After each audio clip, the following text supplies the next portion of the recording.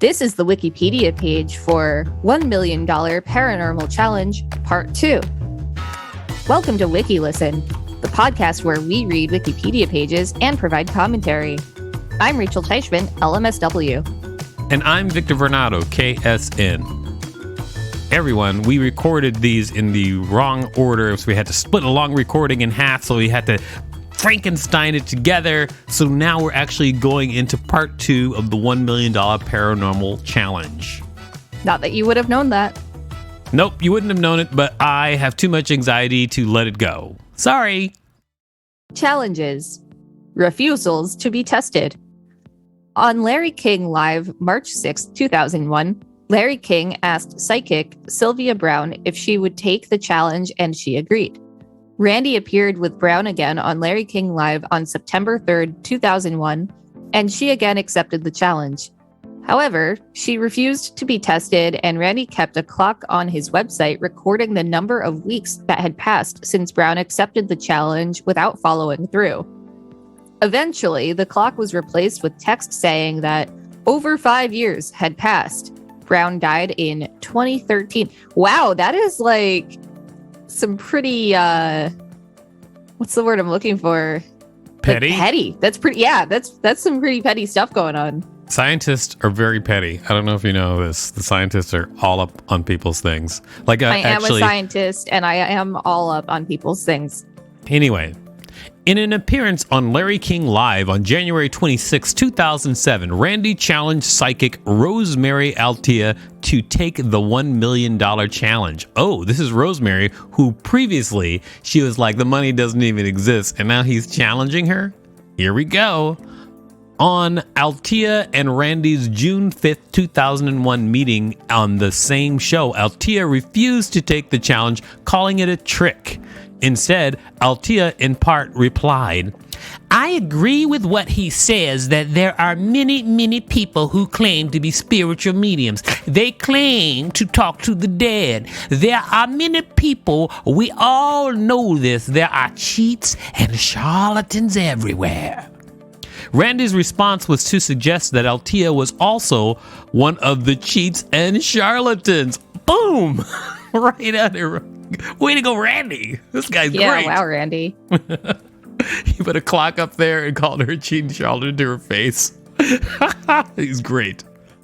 In an appearance on ITV's This Morning on September 27th, 2011, magician Paul Zenon challenged Welsh psychic Lee Catherine, aka Lee Catherine Solway, to take the $1 million challenge, and she accepted. Philip Schofield, a This Morning host, stated that the program would pay for her flights to the US to be tested. Solway subsequently backed out of the challenge, claiming it was dodgy and set up to make it impossible to pass. Rejected applicants. Randy rejected an application from Rico Colazzi, a breatharian who claimed to have survived without food since 1998. Okay. In 2006, Randy agreed to test Colazzi's claims, but the two parties were unable to agree on the venue and method of the test. So, a breatharian is a person who claims to live without consuming food.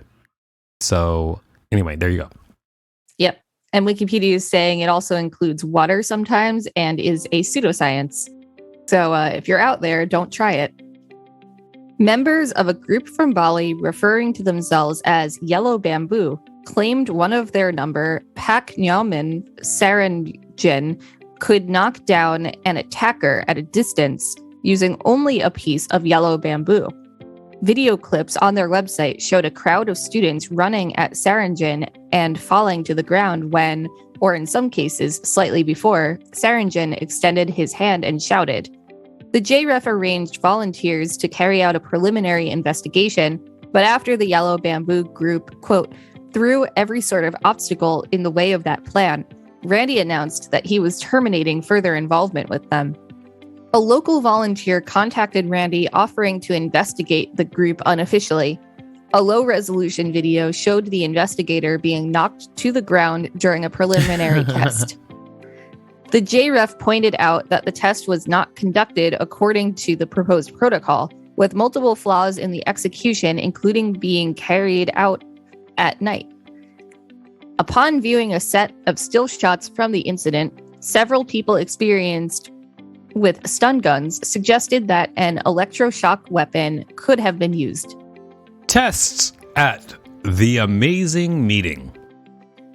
In July 2009, Danish psychic dowser Connie Sun was given the chance to prove her dowsing ability.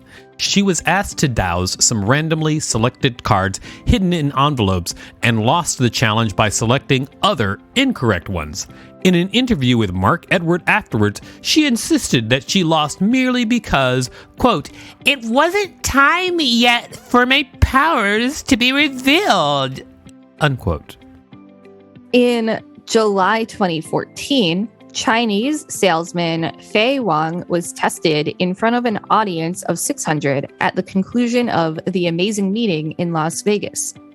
Wang said that from his right hand, he could transmit a mysterious force a distance of 91 centimeters, 3 feet, unhindered by wood, metal, plastic, or cardboard.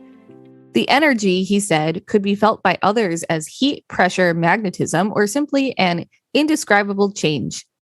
A total of 9 people were selected by Wang as subjects who would be able to determine whether they were receiving the force from his hand. On stage, Wang and a control person were behind a curtain, very Wizard of Oz, and the subjects were in front of the curtain with eyes and ears covered so as not to be able to deduce who was behind the curtain. A colored ball was chosen randomly to determine whether Wang or the control person would go first. And in that order, they tried to transmit the energy onto the subject's hand, hidden from their view inside a cardboard box. The subject then stated whether she had felt any energy and whether it came from the first or second person. Wang needed to be the person selected by at least 8 of the 9 subjects in order to win the $1 million. After both of the first 2 subjects failed to choose Wang, the challenge was over. Wang stated that he would try again the next year, saying, "This energy is mysterious." Tech journalist Lee Hutchinson approached the JREF after writing an article for Ars Technica about directional Ethernet cables that claim to keep your audio signal completely free of electromagnetic interference. At the 2015 Amazing Meeting, the MDC set up a controlled double-blind demonstration with volunteers listening to 2 identical recordings with a randomly selected Ethernet cable, a normal one or the cable claiming to improve the listening experience. After 7 volunteers, 1 hit, 1 miss, and 5 hearing no difference, the demonstration was ended as they were unable to select the enhanced cable over the common cable enough times to satisfy testing protocols. Okay, so you know things about computers. Is it possible for a better quality Ethernet cable to transmit better audio? Is it possible for a better quality Ethernet cable to transmit better audio? Well, I think that's kind of what they're getting at here. Well, I think if they're saying that the Ethernet cable was transmitting data, and then that data was being changed from audio into data and then back into audio again, then obviously if one transfers data better, then that's something. But if they're saying it's transmitting audio, like it's an audio signal, then that's another thing, which I don't really know anything about audio signals, so whatever. I'm out. Inconclusive.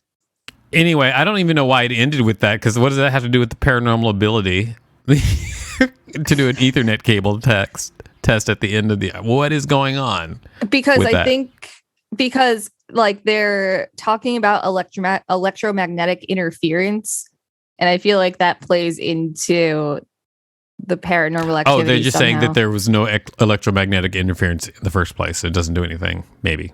But specifically directional Ethernet cables. So I don't know. I feel like this is getting into some delusions that are too complicated for our non-delusional mindsets to understand.